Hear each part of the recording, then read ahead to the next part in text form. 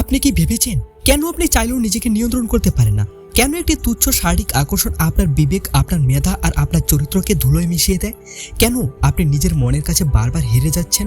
স্বামী বিবেকানন্দ বলতেন, মানুষ যখন তার ইন্দ্রিয় দাস হয় সে তখন পশুর চেয়েও অধম। কিন্তু প্রশ্ন হলো, কেন আমরা এই দাসে পরিণত হয়? কেন কামনার এই আগুন আমাদের তিল তিল করে পুড়ে মারে?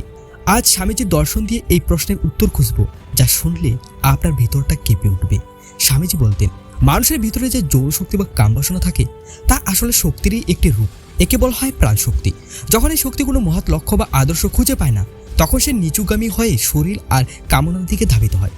আপনার কামবাসনা দাস হওয়ার প্রধান কারণ হলো আপনার জীবনে কোনো বড় পারপাস বা লক্ষ্য নেই। যার লক্ষ্য আকাশ ছোঁয়া, তার মন নর্মতার দিকে তাকাতে লজ্জা পায়। আপনি দাস হচ্ছেন কারণ আপনার ভিতরে সেই অনন্ত শক্তি বেরোনোর আর কোনো পথ পাচ্ছে না। স্বামীজি বলতেন, আমরা ক্ষুদ্র এক বিন্দু সুখের জন্য সমুদ্র সমান শক্তি বিসর্জন দিই। কামবাসনা হলো সেই মায়া যা আপনাকে ক্ষণিকের তৃপ্তি দিয়ে চিরস্থায়ী দুর্বলতা উপহার দেয়। আমরা দাস হই কারণ আমরা ভাবতে ভুলে গেছি যে আমরা শরীর নই, আমরা আত্মা।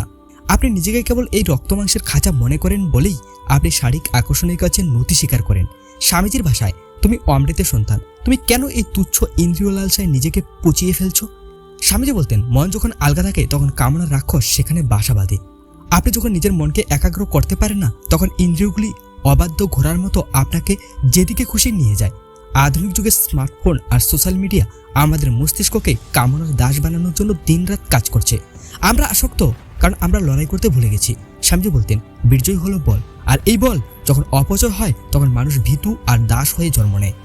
কামবাসনা দাস হওয়া মানে নিজের হাতে নিজের কবর খোঁড়া। স্বামী বিবেকানন্দ বলতেন, উঠো, জাগো, নিজেকে বলো, আমি পবিত্র, আমি শক্তিশালী। কামনার এই আগুনকে ব্রহ্মচর্যের তেজে রূপান্তরিত করো। শরীরকে শাসন করতে শেখো, তবেই তুমি জগৎ শাসন করতে পারবে। আপনি কি আজ থেকে কামনার দাসত্ব ছেড়ে নিজের জীবনের মালিক হওয়ার সংকল্প করবেন? যদি পারেন তবে কমেন্টে লিখে যান, আমি আমার মনের শাসক।